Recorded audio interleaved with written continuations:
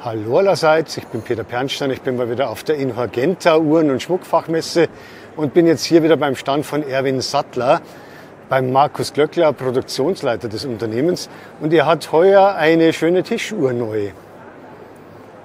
Ja, wir haben heuer eine Neuheit im Tischuhrenbereich und das ist das Modell Opus Moon Tourbillon. Der Name der Uhr verrät eigentlich schon alles, was da drin steckt. Einmal als Blickfang natürlich in einem Trichter mit Diamanten besetzt, das Tourbillon, die Hemmungsgruppe, die um ihre eigene Achse rotiert, und darunter auch in einem Trichter, der den Blick sozusagen fokussiert, die Mondphasenanzeige. Nicht im herkömmlichen Stil, wie das die Uhrmacher sonst gerne machen, auf einer Scheibe aufgemalt, sondern tatsächlich eine Mondkugel, die von der Uhr einmal am Tag durchgeschalten wird. Das kann ich jetzt einmal hier simulieren. Und so kann die Uhr, zeigt den Neumond oder Vollmond an. Wir haben eine besonders aufwendige Übersetzungsräderkette eingebaut, sodass in 120 Jahren nur ein Tag Fehler zu verzeichnen ist. Die Uhr hat zusätzlich noch einen sogenannten Passageschlag. Das heißt, einmal zur vollen Stunde ertönt ein zarter Glockenschlag. Und ein Element, was aus den alten Schiffschronometern ausgeliehen ist, ist auf der rechten Seite die sogenannte Gangreserveanzeige. Bei einer federgezogenen Uhr ist es ja auch sehr wichtig zu wissen, wann muss ich sie wieder aufziehen, damit man nicht die aktuelle Zeit verliert. Das heißt, wenn ich es hier richtig lese, 15, das heißt alle 15 Tage einmal aufziehen. Korrekt. Jetzt sieht man im Prinzip, vor 2 Tagen ist die Uhr das letzte Mal aufgezogen worden. Der Zeiger läuft dann an dieser halbrunden Skala nach unten und am unteren Ende wird es dann höchste Zeit, die Uhr wieder neu aufzuziehen.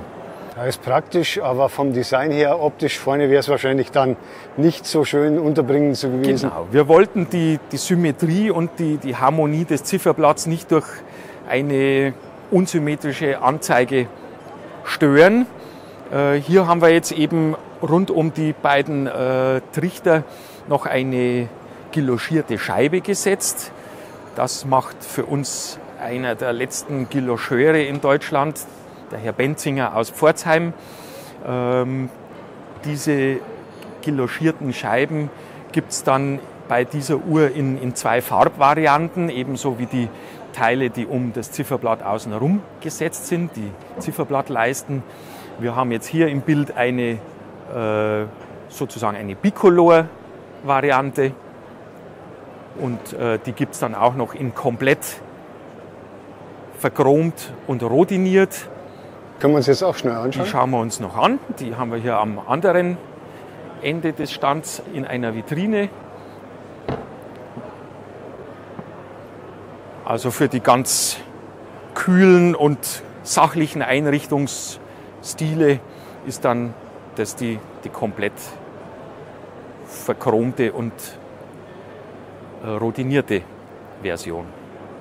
Die ist jetzt limitiert auf 65 Stück, sieht man hier schon. Das ist ein Vorserienmodell. Wir haben ja letztes Jahr schon damit begonnen.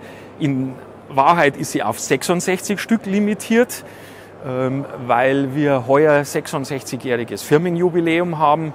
Also die Vorserien-Zifferblätter sind dann vielleicht irgendwann mal wie eine blaue Mauritius. Gut, das war jetzt eine große Tischuhr, eine Nummer kleiner haben Sie auch eine neue Tischuhr. Genau, die ist auf noch wenigere Stücke limitiert.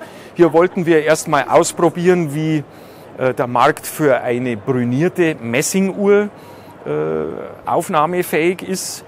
Hier hat man die Mondphasenanzeige auch wieder, aber in einem ganz klassischen Baumuster, nämlich auf einer Scheibe, handbemalt. Sehr schön auch die 24 Karat vergoldeten Zahnräder. Auch diese Uhr hat den sogenannten Passageschlag. Das Zifferblatt ist ein bisschen durchbrochen und diese Uhr hat eine Gangdauer von 8 Tagen. Die ist jetzt limitiert auf 10 Exemplare Stück. Und die ist jetzt hier auf einem Podest montiert. Und wie wird die transportiert? Diese Uhr lässt sich dann in einer sehr schön gearbeiteten Holzkiste verstauen. Auch hier hat man dann wieder die Limitierungsnummer, wird mit 2 Schrauben gesichert und dann kann ich die Uhr sehr gut transportieren und geschützt bewegen. Schöner Einblick auch ins Uhrwerk von der Seite. Das ist eigentlich fast schon ein Markenzeichen für alle unsere Uhren, dass wir immer versuchen, einen sehr schönen Einblick ins Uhrwerk zu ermöglichen, weil wir da ja nichts zu verstecken haben. Ganz im Gegenteil. Das waren jetzt 2 Tischuhren, eine neue Wanduhr, haben Sie mir vorhin schon verraten, haben Sie auch? Genau, in unserer ganz kleinen Wanduhrgröße haben wir ein Modell, die heißt Graziosa 60, eben weil sie 60 cm ist. Und zum ersten Mal haben wir eine relativ lange Gangdauer in dieser kleinen Uhr realisieren können. Alle anderen Modelle aus der Kollektion laufen eine Woche. Hier haben wir es durch ein paar Kniffe tatsächlich verdoppeln können. 14 Tage Gangdauer.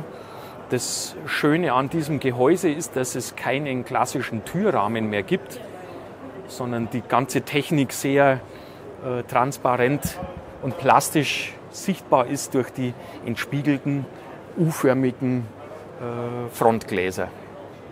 Sodass die Graziosa 60 und weitere Wanduhren heuer keine neuen. Sie haben letztes Jahr einige neue vorgestellt. Da haben wir ja auch einiges zu sehen bekommen genau. In meinem letzten Interview.